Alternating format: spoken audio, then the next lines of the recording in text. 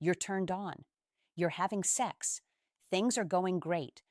But somewhere in the middle of sex, you lose it. And when you lose your erection, you feel embarrassed, frustrated, and maybe you even start avoiding sex in the future because you don't want it to happen again. I'm Dr. Rena Malek, urologist and pelvic surgeon, and I want you to know this is one of the most common things men come to see me about. And today, I'm breaking down exactly why this happens and what you can do about it. Stay until the end because some of these things genuinely catch my patients off guard. But before I get into it, if erectile dysfunction is something you are already dealing with, I created my erectile mastery course specifically for you. It's the exact roadmap I walk my own patients through in my urology practice. We talk about the real causes, the proven treatments, and the lifestyle changes that actually make a difference. Check it out at learn.renamalikmd.com, Erectile Mastery. First, let me explain how erection works. An erection begins when your body has the parasympathetic nervous system activated, your rest and digest state. When you're aroused, your blood vessels and nerves release nitric oxide, which is the ignition for erections. Now, this basically is a signaling molecule that tells your arteries to relax and widen.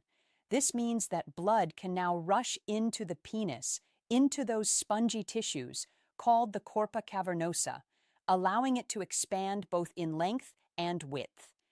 And at the same time, tiny valves in the veins that are around the penis close off, trapping the blood inside and creating the pressure that's needed for the erection to sustain.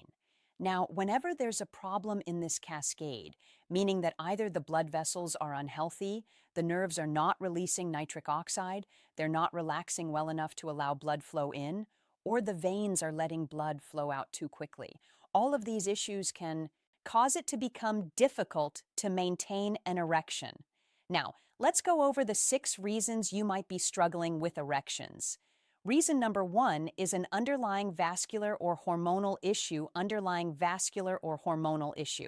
If you guys have been on my channel before or watched any of my content, this is not news to you. You guys already know this. The number 1 cause of erectile dysfunction is vascular. But the more important thing that I want you to know is that when you start having issues with erections, it can be a sign of a serious medical issue. In fact, men who get diagnosed with erectile dysfunction, 14% of them, which is not a small number, have a heart attack 7 years later. And this is because erectile dysfunction is a canary in the coal mine. Basically, a warning sign that you have to pay attention to your body and your heart health. And this is because the blood vessels to the penis are about half the size of the blood vessels to your heart. So when you start having problems with your blood vessels, like plaque buildup or the vessels are not as healthy, you're going to see the problems in your penis first. And many issues like high blood pressure, high cholesterol, and diabetes affect the health of the blood vessels. And these are usually silent diseases that you don't know unless you get checked.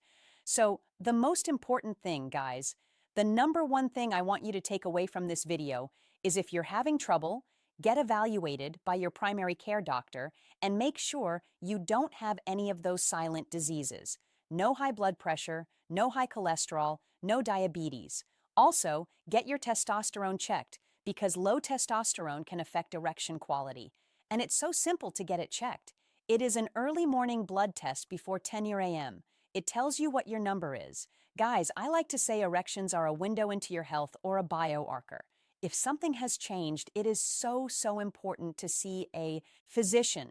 This might be the most important appointment you make in your entire life, even if you're a young man, because a lot of guys are told it's all in your head. It's not always in your head. But reason number 2 is your brain is not cooperating. Brain is not cooperating.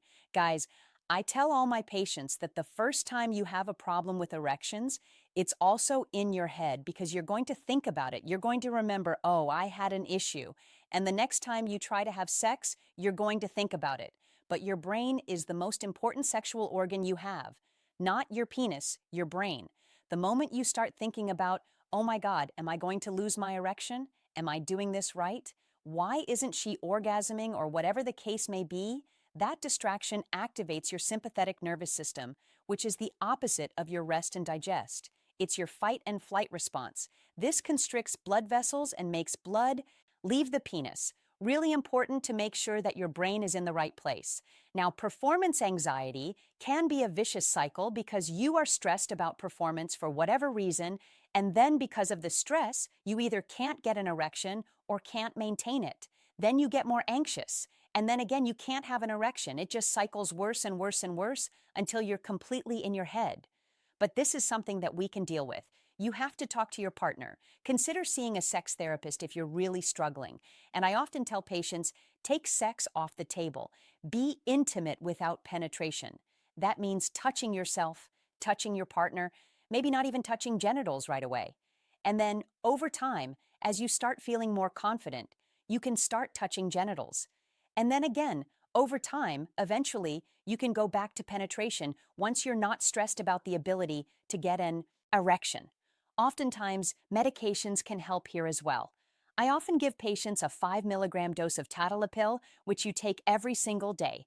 This is a really low dose medication, and it can help just sort of give you that little boost of confidence to get your erections back. And then, once you feel confident again, you can stop the medication or continue taking it, whatever you prefer. Now, reason number decreased penile sensitivity. 3 is decreased penile sensitivity. As men age, the nerve endings that they have that basically tell the tissues that, hey, you're touching me become less sensitive. And so your nerves send less signals to the brain that allow you to become aroused. And once you're not as aroused in your brain, your erection follows. This may mean that how you have sex needs to change. When you think about the spinal cord that's sending signals to the brain, we typically rely on the area of the spinal cord that sends touch signals like, oh, touching. This area, regular touch. But there's also other areas of the spinal cord. There's vibration and there's temperature. So using vibration with toys or using temperature like warming or cooling lubricants, or also using light touch like a feather or other different types of stimulation like a scarf, these sorts of things may help stimulate the area and help increase arousal and add novelty. All right, reason number 4 is you're not fully aroused. Now, for some people, this might be like, what? What do you mean I'm not aroused? Of course I'm aroused. But men are sort of expected to get an erection immediately and be good to go right away. But the reality is, guys, you're not a machine. You need to be mentally aroused and physically aroused. And sometimes you may actually be rushing through and not have a full, firm erection. And especially if you're having sex the same way every time or your partner is rushing you through sex, you might only really get a partial erection. So incorporating more foreplay and novelty can be super helpful to make sure that you reach peak arousal before you start having penetrative sex. Reason number 5, your medications. Many very medication side effects, common medications have side effects that can affect erections, and most men are really never told this when they're getting prescribed these medications. The most common ones are antidepressants, particularly things called SSRIs. These are the most common medications that cause both low sexual desire and, as a result, erectile dysfunction and even difficulties with orgasm. Beta blockers that are used for blood pressure and heart conditions can also make it more difficult to get erections. Even certain antihistamines, particularly older ones, can make it difficult to obtain erections because it actually interferes with the parasympathetic signaling that's required for erections. Lastly, finasteride, which is used for hair loss, as well as enlarged prostate, has sexual side effects as well that can affect erectile function. Now, these are medications that don't affect everyone the same way. In fact, these side effects happen in like less than 1% in some cases. However, the issue is that some people really do struggle even after they stop the medication. So please talk to your doctors. Always let them know that sex is important to you and you want to make sure this medication has no sexual side effects. If you're on any of these medications, make sure to tell your doctor, but don't just stop them because some of them can be really important, especially if it's for high blood pressure or depression. And stopping them prematurely can actually make you worse in the short term. Now, I've talked about these medications before on this channel, so make sure to check out my videos on medications that can cause erectile dysfunction or sexual side effects, as well as SSRIs and finasteride. But guys, in most cases, there are alternative medications, dose adjustments, or other strategies that you can use to help. But if you don't bring it up with your doctor, you'll never know.